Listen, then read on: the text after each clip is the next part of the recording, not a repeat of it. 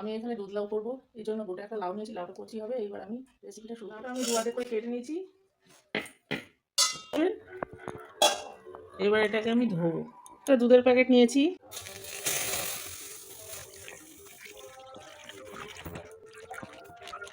আমি এবার লাউটা ভাজার জন্য এখানে ঘি দেবো।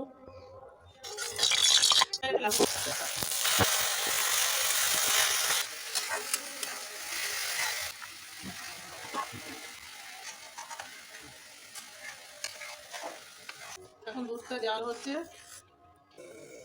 ক্ষীর, এই ক্ষীরটাকে আমি দুধ দিয়ে একটু ভিজিয়ে রাখবো।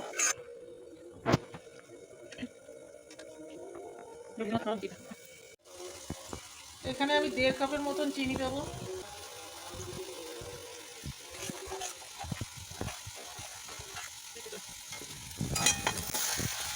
লাউটা একটু ভাজা ভাজা হবে, একটু লালচে লালচে ভাজা ভাজা হলে আমি নামিয়ে দেবো। লাউটা ভাজা হয়ে গেছে, এবার আমি ঘি থেকে লাউটা তুলে নেব। ভাজা লাউটা এর মধ্যে দিয়ে দেবো।